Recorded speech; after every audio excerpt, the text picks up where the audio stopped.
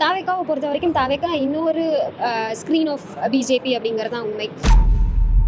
பாஜகவினுடைய ஒரு திரை தான் டிவிகே, தமிழக வெற்றி கழகம் அப்படின்னு சொல்லி ரொம்ப பெரிய முதிர்ச்சியான அரசியல் ஞானம் மிக்க, அரசியலில் பல எலெக்ஷனை பார்த்த, அரசியல்னா இப்படின்னு சொல்லி எல்லாத்தையும் ஃபிங்கர் டிப்ஸில் வச்சுருக்கக்கூடிய ஒருத்தவங்க சொல்லியிருக்காங்க. அவங்க இன்றைக்கி முக்கியமான ஒரு கட்சியிலேருந்து இன்னொரு கட்சிக்கு தாவி இருக்காங்க. அப்படி அவ்வளோ அரசியல் முதிர்ச்சி பெற்ற ஃபிங்கர் டிப்ஸில் எல்லா அரசியல் நிகழ்வுகளையும் எதிர்கால திட்டங்களையும் கையில் வச்சுருக்கக்கூடிய அந்த படையப்பா யாருப்பா, எனக்கே அவங்கள பார்க்கணும் போல் இருக்கே அப்படின்னு கேட்டால் அவங்க வேறு யாருமே கிடையாது, Vaishnavi, the great Insta influencer. இல்லைங்க, அவங்க இனிமேல் திமுகவினுடைய இன்ஃப்ளூயன்சர் வைஷ்ணவி அவர்கள். அவங்க எப்படி இந்த ஒரு பாதையை கடந்து வந்தார்கள்? இவ்வளவு நெடுதூரம், இவ்வளோ அரசியல், அவங்களுடைய அனுபவம் அப்படின்னு சொல்லும்போது அவங்களுடைய அனுபவம் தான் நம்முடைய யூடியூபினுடைய அந்த வரலாறுன்னு நான் நினைக்கிறேன். அந்தளவுக்கு வைஷ்ணவிக்கு பில்டப்லாம் கொடுத்து இனிமேல் நிறைய பேர் பேசுவாங்க. இவ்வளவு நாள் நல்லா யோசிச்சுக்கோங்க, இவ்வளவு நாள் தமிழக வெற்றி கழகத்தில் வைஷ்ணவி அவர்கள் பேசின பேச்சை வைத்து இவங்க ஒரு கோமாளி அப்படின்னு சொல்லி அவங்களுக்கு கிளான் பட்டம் கெட்டினவங்க நாளைக்கு அவரை தூக்கி வச்சு கொண்டாடுவாங்க அப்படிங்கிறதும் குறிப்பிடத்தக்கது. என்னப்பா அரசியல் இது, ஒன்றுமே புரியலையே விக்கி, ஏதாவது ஒன்று உருப்படியாக சொல்லுடா அப்படின்னு சொன்னால் இதோ வந்து கொண்டிருக்கிறது. இது ஆழமான அரசியல் சதுரங்கம்.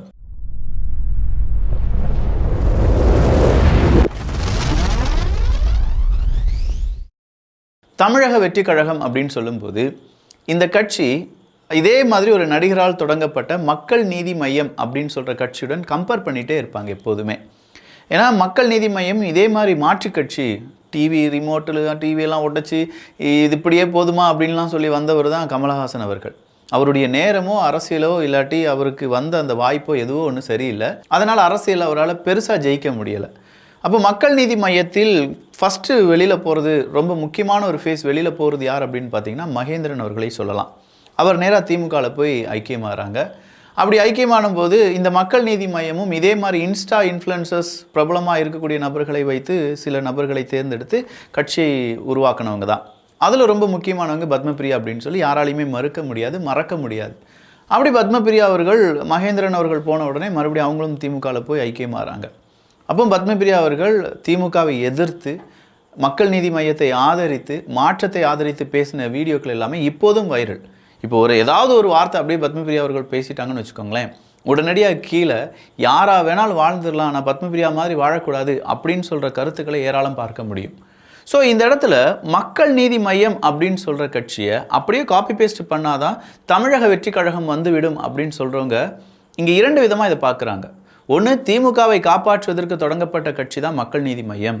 ஒரு கட்டத்தில் அந்த எலெக்ஷனுக்கு திமுகவினுடைய ஓட்டு சிதறக்கூடாது, அதிமுகவினுடைய ஓட்டு சிதற வேண்டும் அப்படின்னு சொல்லி தொடங்கப்பட்டது தான் மக்கள் நீதி மையம். அந்த வேலையை கரெக்டாக கமலஹாசன் செஞ்சு முடித்தார், அதனால் திமுக வென்றது. எனவே தான் கமலஹாசன் அவர்கள் மறுபடி திமுக கூடயே நம்ம கட்சியை சேர்த்துலாமே அப்படின்னு சொல்லி மக்கள் நீதி மையத்தை எங்கே சேர்த்துக்கிட்டாங்க, திமுக கூட ஐக்கியம் பண்ணிட்டாங்க அப்படின்னு சொல்லக்கூடிய நபர்கள் இருக்காங்க. அதே மாதிரி களமிறக்கப்பட்டவர் தான் விஜய் அவர்கள் அப்படின்னு சொல்கிறது தான் இப்போ பரவலாக வைக்கப்படக்கூடிய குற்றச்சாட்டு. இப்போது மக்கள் நீதி மையத்தில் நடந்தது அப்படியே தமிழக வெற்றி கழகத்தில் நடக்குதான்னு சொல்லி பார்க்கலாம். இந்த பக்கம் மகேந்திரன் அவர்கள் நேராக இந்த கட்சியை விட்டு எங்கே போகிறாரு, திமுகவுக்கு போகிறார். இந்த பக்கமாக அதுக்கு ஆப்போசிட் ஒன்று நடந்திருக்கு. திமுக விசிகாவிலிருந்து ஆதவர்ஜுனா அவர்கள் அந்த கட்சியிலிருந்து நேராக எங்கே வந்திருக்காரு, தமிழக வெற்றி கழகத்துக்கு வந்திருக்கார். இப்போ இவரை வச்சே நிறைய பஞ்சாயத்து ஓடிட்டு இருக்கு. தமிழக வெற்றி கழகத்தில் விஜய் அவர்களை ஓவர்டேக் பண்ணுறாரா ஆதவர்ஜுனா அவர்கள் அப்படி இப்படின்னு சொல்லி அங்கேயும் கோல் மூட்டக்கூடிய வேலைகள் ஏகப்பட்டது நடந்துட்டு இருக்கு. அது உண்மையாக போய் அப்படிங்கிறது அவங்களுடைய கட்சி, அந்த கட்சி தான் சொல்லணும். ஸோ இதே மாதிரி இப்போ இரண்டு பேர், மகேந்திரன், இங்கே ஆதவர்ஜுனா. அப்போ இங்கே பத்மபிரியா வந்தாங்கல்ல, இன்ஸ்டாவில் ரொம்ப பிரபலமாக இருந்த பத்மபிரியா. இந்த பக்கம் யார், அதுதான் வைஷ்ணவி. இந்த பத்மபிரியா எங்கே போனாங்க, திமுகவுக்கு போயிட்டாங்க. அப்போ வைஷ்ணவி எங்கே போகணும், திமுகவுக்கு போகணும். அவங்களும் போயிட்டாங்க. என்னப்பா சொல்கிற, எல்லாமே அப்படியே 10 பொருத்தமும் பக்காவாக இருக்கே அப்படின்னு கேட்டால் இந்த வைஷ்ணவி என்ன சொல்லிட்டு போனாங்க, எங்கள் தமிழக வெற்றி கழகம் அப்படிங்கிறது பாஜகவினுடைய இன்னொரு திரை தான், யங்ஸ்டர்ஸ்க்கு அங்கே வாய்ப்பே கிடையாது. தாவேக்கா யூத் இன் பாலிடிக்ஸ் ப்ரோமோட் பண்ணுவாங்க அப்படிங்கிறதுக்காக தான் இந்த மாதிரி நிறைய இளைஞர்களும் இளம் பெண்களும் சேர்ந்தோம். ஆனால் அதிருப்தி தான் எங்களுக்கு மிச்சம். யூத் இன் பாலிடிக்ஸ் அப்படிங்கிறது சுத்தமாக அவங்க ப்ரோமோட் பண்ணுறது கிடையாது. ஆமாம், திமுகவில் யங்ஸ்டர்ஸுக்கு நிறைய வாய்ப்புகள் கொடுத்துருக்காங்க. இப்போ இருக்கக்கூடிய எம்எல்ஏக்களை எவ்வளோ யங்ஸ்டர்ஸ் இருக்காங்க அப்படின்னு சொல்லி வைஷ்ணவிட்ட கேட்டோம்னா ஃபிங்கர் டிப்ஸில் வச்சுருக்கக்கூடிய வைஷ்ணவி சும்மா எல்லாத்தையுமே சொல்லிடுவாங்க. நம்புங்க, சொல்லிடுவாங்க. அப்படியே ஒரு கஞ்சி கொடுக்குற மாதிரியான வீடியோ, அந்த வீடியோக்கு பின்னாடி படையப்பாக்க ஒரு சாங், இதெல்லாம் போட்டு ஃபேமஸ் ஆயிடலாம். பட் மக்களுக்கு உண்மையிலேயே நல்லது செய்ய வேண்டும் என்றால் அதீதமான நம்பிக்கையும் தைரியமும் இருக்கணும். அதீத கொள்கை பிடிப்பு அப்படிங்கிறது இருக்கணும். பொய் பேசுதல் அப்படிங்கிறது அறவே இருக்கக்கூடாது அப்படின்னு சொல்லி நம்பக்கூடிய ஒரு வட்டாரத்துக்குள்ளே நாங்களாம் இருக்கோம். இங்கே தமிழக வெற்றி கழகம் பொய் சொன்னாலும் சரி, வைஷ்ணவி பொய் சொன்னாலும் சரி, பத்மபிரியாவாக இருந்தாலும் சரி, இல்லை யாராக இருந்தாலும் சரி, இங்கே பொய் பேசி நிலைத்த சரித்திரம் அப்படிங்கிறது இல்லவே இல்லை. திமுகவுக்கு போன பத்மபிரியாவுக்கு என்ன நடந்துச்சு அப்படிங்கிறது இன்றைக்கும் தெரியும். அவங்க ஒரு போஸ்டிங்கில் இருக்காங்க, அவ்வளோதான். வெளி உலகத்துக்கு தெரிகிறார்களா என்று கேட்டால் இல்லை. ஏன்னா சீனியர்ஸ் ஏகப்பட்ட பேர் அங்கே இருக்காங்க. அங்கே ஜூனியர்ஸுக்கு வேலை இருக்கான்னு கேட்டால் இருக்குது. ஆனால் சீனியர்ஸை மிஞ்சக்கூடிய அளவுக்கு வேலை அப்படிங்கிறது ஜூனியர்ஸுக்கு கிடையாது. இது ஏதோ திமுகவில் மட்டும்தான் நடந்துட்டு இருக்கா அப்படின்னு பார்த்தா இல்லை, அதிமுகவிலும் இதுதான். அதிமுகவை நம்ம எடுத்து பார்த்தோம்னா அங்கே இருக்கக்கூடிய யங்ஸ்டர்ஸ் யார் இருக்கா? இப்போ கொஞ்சம் பேர் வந்துட்டு இருக்காங்களே தவிர மீதம் இருக்கும் எல்லாருமே, பேசக்கூடிய எல்லாருமே அதே பழைய ஆட்கள் தானே பேசிக்கிட்டே இருக்காங்க. அப்போ பாஜகவினுடைய மற்றொரு திரை தாவேகா அப்படின்னு சொன்னதில் வைஷ்ணவி அவர்கள் எவ்வளவு அரசியல் முதிர்ச்சி அடைந்திருக்கிறார்கள். அவங்களுடைய அனுபவம், இவ்வளோ நாள் அவங்கள முட்டாள், அவங்கள வந்து கிளவுன் அப்படின்லாம் பேசிகிட்டு இருந்தவங்க இன்றைக்கி அவங்கள ரொம்ப பெரிய அளவில் புகழ்த்தி பேசுவார்கள். ஒரு கட்சி விட்டு இன்னொரு கட்சி போனால் உங்களுக்கு மதிப்பு கூடும் அப்படிங்கிறது கார்ப்பரேட் லெவலில் இருக்கக்கூடிய பிஸ்னஸ். யாரெல்லாம் இங்கே கார்ப்பரேட்டில் ஜாப் பண்ணியிருக்காங்க? நான் பண்ணியிருக்கேன், கார்ப்பரேட் ஜாபில் இருந்திருக்கேன். பேப்பர் போட்டு ஒரு நிறுவனத்திடமிருந்து அடுத்த நிறுவனத்துக்கு போகும்போது நம்மளுடைய சம்பளம் உயரும். அதே மாதிரி நமக்கான அந்த ஒரு பந்தா அப்படின்னு சொல்லுவோம்ல, அந்த கம்பெனிலேருந்து இந்த கம்பெனிக்கு நிறைய படிச்சிருப்பான் போலையா அப்படின்னு சொல்லி அது உயரும் அப்படின்னு நினைக்கலாம். அதே மாதிரி இங்கே தமிழ்நாட்டில் சூப்பரான ஒரு ஷார்ட்கட் இருக்குது. ஒரு நண்பர் அவருடைய ட்வீட்டில் போட்டிருக்காரு, அதை அப்படியே வாசிக்க போகிறேன். இந்த ஷார்ட்கட்டை யாரெல்லாம் ஃபாலோ பண்ணுறீங்களோ உங்களுக்கு அரசியல் எதிர்காலம் செமையாக இருக்குது. திமுகவில் சேரும்போதே பொறுப்பு பதவி எல்லாம் வேணுமா? போய் தாவேகாவிலோ அல்லது நாம் தமிழரிலோ சேர்ந்து திமுகவை மானாவாரியாக திட்டு.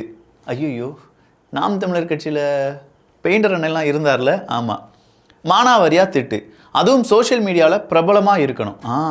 வைஷ்ணவி ட்ரெண்ட் ஆகணும். பத்மபிரியா அப்புறம் வந்து திமுகவில் சேரு. உடனே சின்னதாக ஒரு போஸ்டிங் கிடைக்கும், அப்படியே உருட்டலாம். என்னப்பா சாதகமாக சொல்லிட்டேப்பா. அடுத்ததா திமுகவில் எம்எல்ஏ சீட்டு வேணுமா? அடுத்த ஷார்ட்கட். அதே மாதிரி நாத்தாக்கியாவிலோ அல்லது தமிழக வெற்றி கழகத்திலேயோ, முன்னெல்லாம் மையம் அப்படின்னு சொல்லியிருக்காங்க, இப்போ தமிழக வெற்றி கழகத்திலேயோ சேர்ந்து எம்எல்ஏ தேர்தலில் திமுக வேட்பாளரை தோற்கடித்த சதவீத ஓட்டு வாங்கியிருக்கணும். திமுகவினுடைய ஒருத்தர் கேண்டிடேட்டாக நின்று இருப்பார்ல, அவரை தோற்கடிக்கிறதுக்கு ஒரு வாக்கு இருந்திருக்கும்ல, ஒரு 3% இல்லாட்டி 10%. அந்த வாக்கை மட்டும் நீ வாங்கியிருந்தா போதும். அப்படி இருந்தால் உடனே துணை இணை செயலாளர் பதவி, எம்எல்ஏ சீட் உறுதி அப்படின்னு சொல்லியிருக்காங்க. என்னையா எம்எல்ஏ மட்டும்தான் இருக்கா, மந்திரிக்கு ஏதாவது இருக்கா அப்படின்னு கேட்டால் அதுக்கும் இருக்கான். திமுகவில் உடனே மந்திரி ஆகணுமா? ஆனால் ஆமாங்க, ஆமாம். அதிமுகவில் சேர்ந்து எம்எல்ஏ ஜெயித்து நல்ல பணம் சேர்த்து, அதிமுகவில் சேர்ந்து எம்எல்ஏ ஜெயித்து நல்ல பணம் சேர்த்து, அண்ணன் சேகர் பாபுலாம் சொல்லலையே, செந்தில் பாலாஜி அவர்களெல்லாம் சொல்லலையே. ஏன்னா இவங்களாம் அதிமுகலேருந்து அப்படி இங்கே வந்தவங்க தானே. திமுகவை 2 எலெக்ஷனில் தோற்கடி உன் தொகுதியில், அவ்வளோதான். அப்புறம் திமுகவில் சேரு, நேரடியாக மாவட்ட செயலாளர், ஆட்சிக்கு வந்தால் மந்திரி. அச்சு பசங்காமல் எல்லா உண்மையும் சொல்லிட்டாருப்பா. இதுதான் ஷார்ட்கட். இது இந்த திமுக அப்படின்னு சொல்கிறத விட அங்கே ஆளும் கட்சி எதிர்கட்சி அப்படின்னு சொல்லிடுங்க, அவ்வளோதான். ஸோ அவர் சொன்னதில் சின்ன மாற்றத்தை உருவாக்கி ஆளும் கட்சியாக இப்படி இருந்தால், எதிர்கட்சியாக நீ இப்படி இருக்கும்போது அப்படி இப்படி செஞ்சுக்கலாம் அப்படின்னு சொன்னால் அது ஒரு ஷார்ட்கட். இந்த ஷார்ட்கட் தெரியாமல் 20 வருஷம் 30 வருஷம் ஆடு மாடா நாயா இங்கே நிறைய பேர் கட்சிக்காக உழைத்து கொண்டிருக்கிறார்களே, அவர்களுடைய நிலைமையை பார்க்கும்போது அதெல்லாம் விட ஈடி ரைடு. இந்த பக்கம் அசோக்குங்கிறாங்க, அந்த பக்கம் ஏதோ ரத்தீஸுங்கிறாங்க, அடுத்ததாக விக்ரம் ஜூஜுங்கிறாங்க, இன்னொரு நபர் யாரோ சொல்கிறாங்க. எல்லாரும் எங்கே போனாங்க அப்படிங்கிறதே தெரியலை. நம்ம காவல்துறை அதிகாரிகள், ஸ்காட்லாந்து காவல்துறை அதிகாரிகள் அப்படின்னு சொல்லுவாங்கள்ல, இன்றைக்கி நிறைய பேர் அவங்கள, ஏன்னா அது காவல்துறை அதிகாரிகளுடைய பிரச்சனையே கிடையாது. இன்றைக்கி வந்திருக்கக்கூடிய சிச்சுவேஷன் அப்படி. நம்ம காவல்துறை அதிகாரிகளாயே தொட முடியாத சில நபர்கள் இருக்காங்க. பாருங்கள், நம்ம செந்தில் பாலாஜி அவர்களுடைய தம்பி எவ்வளோ நாள் தலைமறைவாக இருந்தார். அடுத்ததாக பாருங்கள் அசோக், அவள் தான் அந்த டான் பிக்சர்ஸ். அடுத்ததாக பாருங்கள் ரத்தீஸு, ஒரு மிடில் கிளாஸ் பையனாக இருந்தவர், அவர் காணவே இல்லைன்னு சொல்கிறாங்களே. இவங்களெல்லாம் தொடவே முடியாதப்பா அப்படிங்கிற மாதிரி இருக்குது. சரி, இந்த பக்கமாக இடி ரைடு வந்து நீங்கள் தனிப்பட்ட நபர்களை ஏன் சோதனை செய்யாமல் ஒரு அமைப்பை ஏன் சோதனை செய்கிறீர்கள் அப்படின்னு சொல்லி இன்றைக்கி வழக்கு தொடர்ந்து நம்ம நீதிமன்றம் கண்டிப்பை ஏற்படுத்தி இருக்கிறது. இடைக்கால தடை அப்படிங்கிறது இடி ரைடுக்கு, இடி விசாரணைக்கு கொடுத்திருக்கிறார்கள். இந்த தீர்ப்பை வரவேற்பார்கள். யார் வரவேற்பாங்க? ஆளும் கட்சி இந்த தீர்ப்பை வரவேற்கும். ஏன்னா இது ஆளும் கட்சிக்கு சாதகமான தீர்ப்பு. இதே நேரத்தில் நேற்றும் நம்முடைய ஒரு நீதிமன்றம் ஒரு தீர்ப்பை கொடுத்திருந்தாங்க. அதற்கு சில நபர் அவாள் இவாள் அப்படின்னு சொல்லி பேசினாங்க. நேற்று அரசியல் சதுரங்கம் பார்த்துருப்பீங்கல்ல. அப்படி பார்த்துருந்தீங்கன்னா அவாள் இருக்கிற வரைக்கும் இங்கே நீதியை நிலைநாட்ட முடியாது அப்படின்னு சொல்லி உருட்டினாங்கல்ல. இன்றைக்கி அதே அக்கௌண்ட்டில் பாருங்கள், என்ன ஒரு தீர்ப்பியா. அப்போ இந்த நேரத்தில் அவாள் உங்களுக்கு தெரியலை. உங்களுக்கு சாதகமாக வந்துச்சுன்னா அவாள் கிடையாது, உங்களுக்கு எதிர்ப்பாக வந்துச்சுன்னா அவாள். நல்லா இருக்கோய் உங்களுடைய அரசியல் ஞானங்கள். சட்டசபையில் அப்பாவு நினைத்தால் அப்பாவே பேச முடியும், அவரையே தொகுதி மக்கள் பேச விடாமல் செய்து விட்டனர் அப்படின்னு சொல்லி எங்கள் ஊர் மக்களை போட்டு காமிச்சிட்டு இருக்காங்க. ஆமாம்ல, எல்லாருமே எதிர்த்து கேள்வி கேட்க வேண்டும். அது அரசியல்வாதியாக இருந்தாலும் சரி, அரசாக இருந்தாலும் சரி, அரசு இயந்திரமாக இருந்தாலும் சரி. எதிர்த்துனா அவங்க கூட சண்டை போட சொல்லலை. நமக்கு என்ன தேவை, நமக்கான தேவைகளை அரசாங்கம் எப்படி நிறைவேற்ற வேண்டும், அதற்கான தேவைகள் ஆயத்த நடவடிக்கை அவங்க என்ன செஞ்சுருக்காங்க, அவ்வளோதான். ஸோ சிம்பிளான மேட்டர். இதை கேட்டாலே போதும். ஆனால் இதென்ன கேட்கும்போது சுற்றி இருக்கிறவங்களாம் நம்மளை அடிக்கிற மாதிரி ஜூஸ் போட்டு பிழிகிற மாதிரிலாம் பார்ப்பாங்க. கொஞ்சம் பயமாக தான் இருக்கும். அப்படியே மனசை திடப்படுத்திட்டு நானும் பொதுமக்களுக்காக ஏதோ பேசுகிறேன் அப்படின்னு சொல்லி பேசிக்கலாம். அடுத்ததா வார் ரூம் காய்ஸ், டோன்ட் டூ அப்படின்னு சொல்லியிருக்கார் நயினார் நாகேந்திரன் அவர்கள். அண்ணாமலை அவர்கள் இருக்கும்போது பிஜேபியில் வார் ரூம் அப்படிங்கிறது ஒன்று கிரியேட் பண்ணப்பட்டது அப்படிங்கிறது அண்ணாமலை அவர்களே ஓப்பனாக சொல்லியிருக்காரு. பிஜேபி யுத்த களத்தில் இருக்கும் வரை இந்த வார் ரூம் அப்படிங்கிறது இன்னும் பெருசா இருக்கும், இன்னும் பலமா இருக்கும். ஏன்னா வார் ரூம்ங்கிற வார்த்தையே சண்டை. பிஜேபி பீஸ்ஃபுல்லா இருக்கு, அமைதியா இருக்கு, 5 சீட் வாங்கிட்டு எம்பியா இருக்கு, எம்எல்ஏ இருக்கு, அன்னைக்கு வார் ரூம். இன்னைக்கு பிஜேபி ஆட்சிக்கு வரணும் நினைக்கும் பொழுது, யுத்த களத்தில் இருக்கும் பொழுது வார் ரூம் மட்டுமல்ல, இன்னும் பல ரூம்களும் தேவை. ஏன்னா நான் ஒரு யுத்த களத்தில் இருக்கேன். நான் என்னுடைய ஒரு கணத்தில் அறைந்தால் மறு கணத்தை காண்பிக்க மாட்டேன், திருப்பி அடிக்கிறதுக்கு தான் வந்திருக்கேன். ஒரு யுத்த களத்தில் எப்படி எதிரிகள் என்னை வீழ்த்துவதற்கு எவ்வளோ ஸ்ட்ராட்டஜியாக அவங்க மூவ் பண்ணுறாங்களோ, சோஷியல் மீடியா வழியாக, பர்சனலாக, சைக்காலஜிக்கல் வார்ஃபேராக, அதே மாதிரி நானும் எனக்கான ஒரு செட்டப் ரெடி பண்ணி வச்சுருக்கோம். அதுதான் வார் ரூம் அப்படின்னு சொல்லியிருந்தாங்க. இப்போ நயினார் நாகேந்திரன் அவர்கள் என்ன சொல்லியிருக்காருன்னா, எப்பா இந்த மாதிரி வார் ரூம் அதெல்லாம் வேணாம். அதே மாதிரி அதிமுகவினுடைய முக்கியமான தலைவர்கள் எடப்பாடி பழனிசாமி அவர்களை பற்றி கீழ்த்தனமாக விமர்சிப்பது பாஜகவில் இருக்கக்கூடாது. ஒரு நபருடைய துதி பாடுவதோ, அதாவது அண்ணாமலை அவர்களுடைய துதி பாடுவதோ அப்படின்னு சொல்லி வச்சுக்கலாமா? ஒரு நபருடைய துதி பாடுவதையோ இல்லாட்டி தேவையில்லாமல் பாஜகவில் இருக்கக்கூடிய ஒரு தலைவரை உயர்த்தி இன்னொரு தலைவரை தாழ்த்தி பேசக்கூடிய அந்த வார் ரூம் கான்செப்ட்லாம் இனிமேல் தேவையே கிடையாது, பார்த்துக்கோங்க அப்படின்னு சொல்லி பாஜகக்குள்ளேயே ஒரு பிளவு அப்படிங்கிறது ஏற்பட்டிருக்கிறது. அப்போ இந்த வார் ரூம் கைஸ் அப்படிங்கிறவங்க யார் அப்படிங்கிற கேள்விக்கு ஏகப்பட்ட பேர் இந்த வீடியோவை பகிர்ந்து, இல்லை சார் நாங்கள் எங்களுடைய ரூல்ஸ் உங்களுக்கு தெரியாது அப்படின்னு சொல்லி விக்ரம் பட டைலாக்லாம் போட்டிருக்காங்க. இன்னும் கொஞ்சம் பேர் என்ன போட்டிருக்காங்க அப்படின்னு பார்த்தீங்கன்னா, வேறு லெவலில் அப்போ வார் ரூம் உங்களுக்கு தேவைப்படுமா அப்படின்னு சொல்லி நயினார் நாகேந்திரன் அவர்கள் புதிய ஒரு வார் ரூமை திறக்க போகிறாரா அப்படிங்கிற மாதிரி கேள்விகள் கேட்டிருக்காங்க. இன்னும் கொஞ்சம் பேர் வேறு ஒன்றுமே இல்லைங்க, ஒரு பெண் அந்த தெய்வ செயல் அப்படிங்கிறவனை பற்றி ஒரு கம்ப்ளைண்ட் கொடுத்தாங்கல்ல ஒரு பெண், அவங்களுடைய டீட்டெயில்ஸ் எல்லாமே வெளியில் வந்துருச்சு. ஆனால் அதை பற்றி பிஜேபி சார்ந்த மகளிர் அணி எதுவுமே பேசலை அப்படிங்கிற ஒரு கேள்வியை கேட்குறாங்க. இன்றைக்கி பிரதமர் நரேந்திர மோடி அவர்கள் ஏகப்பட்ட இடத்துல நிறைய நல்ல விஷயங்கள் செஞ்சிட்ருக்காங்களே, அதை பற்றி ஏன் தமிழ்நாட்டு பிஜேபி இன்னும் எதுவுமே பேசாமல் இருக்காங்க அப்படின்னு சொல்லி கேட்குறாங்க. தமிழ்நாட்டுக்குள்ளே பிஜேபி இருக்கா அப்படின்னு சொல்லி கூட கேட்டுட்ருக்காங்க. ஸோ இந்த மாதிரியான விஷயங்களை பற்றி ரொம்ப முக்கியமான ஒரு மீடியா அச்சீவ்மெண்ட் அப்படிங்கிறது எதுவுமே செய்யாமல் இருக்கிறார்களே அப்படிங்கிற கேள்வி கேட்கப்பட்டு வருகிறது. ஸோ இங்கே தான் ஒரு பெரிய கேப்பை ஃபீல் பண்ணுறாங்க, அண்ணாமலைக்கு முன் அண்ணாமலைக்கு பின் அப்படிங்கிறத. நயினார் நாகேந்திரன் அவர்கள் இப்போ கொஞ்சம் கொஞ்சமாக அவங்களுடைய உண்மையான முகத்தை எப்படி எதிர்த்து கேள்வி கேட்கணும், எப்படி ஆளும் கட்சி இல்லாட்டி அவங்க கூட இருக்கக்கூடிய கூட்டணி கட்சியை அரவணைத்து செல்ல வேண்டும் அப்படின்னு சொல்கிறதெல்லாம் பக்காவாக செஞ்சிட்ருக்காரு. ஆனால் ஆக்ரோஷமான பிஜேபி இப்போது இல்லை அப்படிங்கிறத பலரும் அவங்களுடைய கருத்துக்களாக தெரிவித்து வருகிறார்கள். அரக்கோணம் மாணவி, எப்பா இந்த வழக்கை சிபிஐக்கு மாற்றுங்க, அந்த தெய்வ செயலை பிடிச்சி விசாரிக்கவா செஞ்சீங்க, அவன் ஆளுங்கட்சி ஆளுனால என்ன வேணாலும் செய்யலாம், அவனை பிடிச்சி விசாரிக்கவே மாட்டேங்கிங்களே அப்படின்னு சொல்லி ராஜ்பவனுக்கு போயிருக்காங்க. அங்கே ஆளுநர் இல்லாதனால அவங்கள ஆட்டோவில் ஏற்றி எங்கேயோ கொண்டு போகிறாங்கன்னு சொல்லி அவங்க அம்மா ஆட்டோவிலேருந்து கீழே இறங்க ட்ரை பண்ணி இப்படின்னு சொல்லி பெரிய பஞ்சாயத்தாக ஓடிட்டுருக்குங்க.